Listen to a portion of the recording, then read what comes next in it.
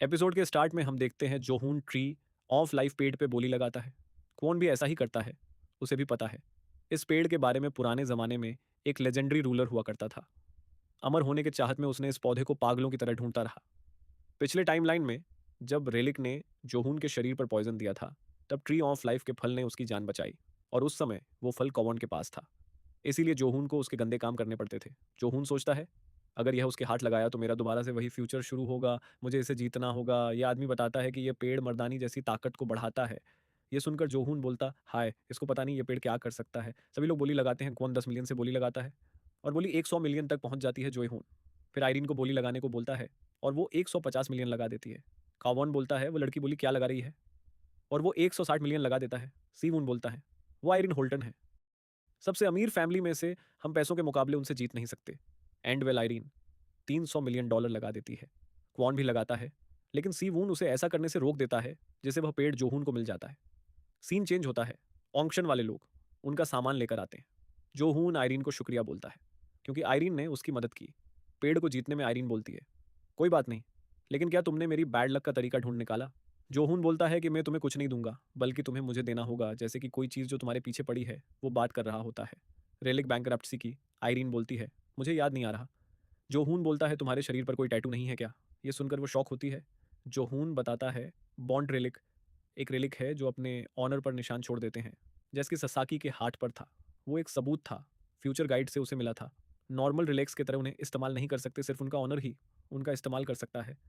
फिर आयरीन जोहून को अपने टैटू का फोटो दिखाती है।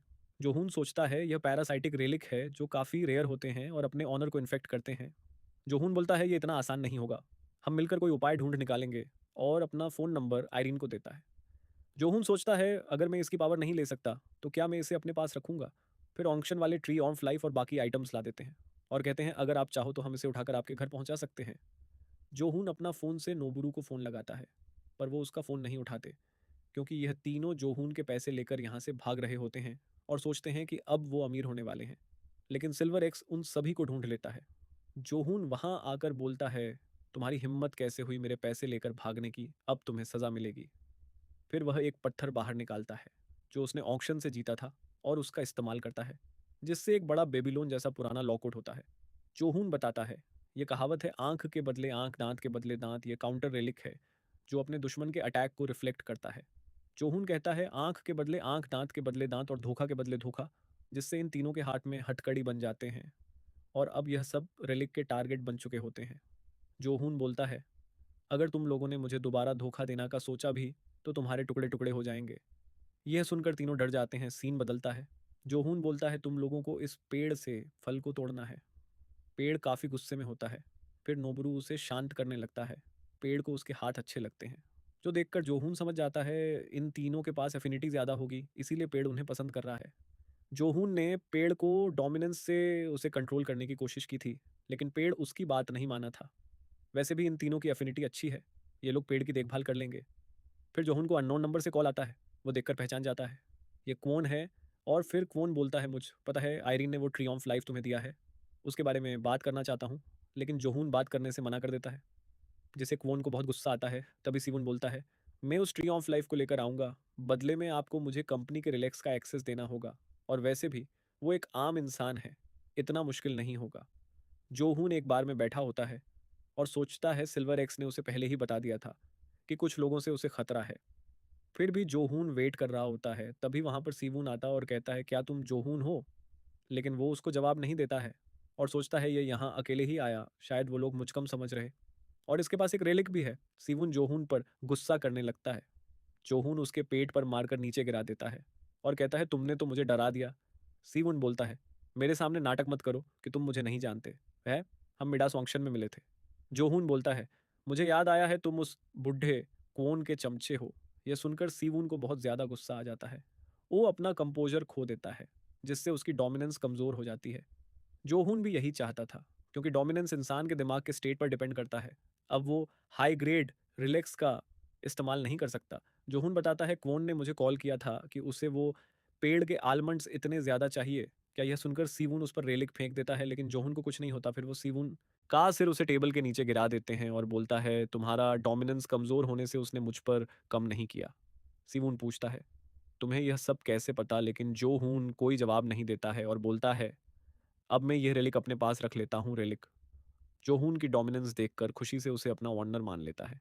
फिर जोहून रेलिक का इस्तेमाल सी वून पे करता है। फिर वो बताता है, यह स्तंभवाडू प्रीस्ट जॉम्बी पाउडर है, एक ग्रेट रेलिक जो अफ्रीका में पाया गया था। अगर इस छू लिया, ये सूंघ लिया, तो वो कुछ देर के लिए बिना दिमाग वाले ज़ॉम्बी बन जाएंगे। हम देखते हैं तो इसका इफेक्ट सी वून पर हो जाता है। जोहून वहाँ से चला जाता है, सीन बदलता है। कौन सी वून को जेल में मिलता है। वो बिल्कुल ज़ॉम्बी जैसे दिख रहा होता है और लोगों पर अटैक कर रहा था, जिससे पुलिस वालों ने उसे जेल में डाल दिया। कौन पूछता है तो उसका रेलिक कहाँ है? तो ये बताते हैं तो उसके पास कोई रेलिक नहीं था। कौन बोलता है, ली को फ़ोन लगाओ, हमें अपनी स्ट्रेटजी बदलना होगा। सीन बदलता है। जोहून और बाकी के लोग एयरपोर्ट होते हैं। इन तीनों की हालत ख़राब हो जाती है। जोहून का सामान उठाकर जोहून कहता है, एक भी सामान खो मत देना, यह बहुत कीमती है। जोहून सोचता है, उसने बहुत सारे रिलिक्स को इकट्ठा कर लिया है। इजिप्शियन नाइफ, गोल्ड और सिल्वर एक्स, रस्सी मुरमासा सोर्ड और ऑक्शन में हम्मुराबी पत्थर, Shakespeare pen Marie, Antoinette, necklace tree, of life zombie powder, foxtail millet और होमर ग्लासेस। इस सब की मदद से वो और भी रिलिक्स को कलेक्ट करेगा। तभी वहाँ पर एक लड़की आती है जिसका नाम लीजना है। वो TKBM की लॉयर होती है और जोहून को ऑफर देती है, $100 मिलियन की पेमेंट और महीने की सैलरी दी जाएगी। कोई भी उसकी लाइफ में इंटरफेयर भी नहीं करेगा, बस उसे इनकी टीम को ज्वाइन करना है। जो हून बोलता है, कौन वो मुझे अपना गुलाम बनाना चाहता है। ली बोलती है, चेयरमैन, कौन किसी को भी गायब कर सकते हैं, यह तो वो किसी बीमारी से किसी को मार सकते हैं। ये बात तुम पर भी जाता है। जोहून कहता है, अगर मैं मरना नहीं चाहता तो मुझे उसकी बात मानी होगी, लेकिन तुम लोगों को अपने दुश्मन को सोच समझ कर चुनना चाहिए। कहीं ऐसा ना हो तुम गायब हो जाओ। फिर वो ज़ॉम्बी पाउडर निकालता है। ली बोलती है, तुम इतने सारे लोग के सामने उसका इस्तेमाल नहीं कर सकते। जोहून कहता है, अच्छा चलो हम कोशिश करके देख लेते हैं। तभी ली वहाँ से दूर हो जाती है और अपने रिलिक से उस पर अटैक करती है। जोहून हम्मुराबी पत्थर एक्टिवेट करता है, जिससे ली का अटैक उसे जा लगती है। वहाँ जितने भी लोग होते हैं उन्हें लगता है यहाँ कोई मूवी की शूटिंग चल रही है। फिर जोहून ज़ॉम्बी पाउडर निकाल कर ली पर डाल देता है, जिससे वहाँ के गार्ड्स ली को पकड़ के ले जाते हैं। सीन बदलता है। जोहून ने ली की रेलिक को चुरा लिया होता है। इसका नाम पेंटर्स इंक है। तभी उसे किसी की आवाज़ आता है जो बोलता है, खतरा तुम्हारे पास आ रहा है। जोहून पहचान लेता है, ये उस कौवा की आवाज़ है। सिर्फ वही उसकी आवाज़ सुन पाता है, लेकिन वो उसकी कोई बात नहीं मानता है। ऊपर से उसी पर गुस्से से हवा में हाथ मारता है। तभी क्वोन वहाँ पर आता है। संग वो उसे बात करने लगता है। क्वोन कहता है, चुप हो जाओ, और इन तीनों को करंट देता है। हम देखते हैं क्वोन जोहून से फाइट करने आया होता है। एंड वेल, इसी के साथ एपिसोड 5 यहीं पर ख़त्म होता है गाइस। प्लीज़ वीडियो को लाइक कर दो, चैनल को सब्सक्राइब कर दो, कमेंट भी कर दो। फिर मिलेंगे नेक्स्ट वीडियो टैब। तक के लिए बाय बाय।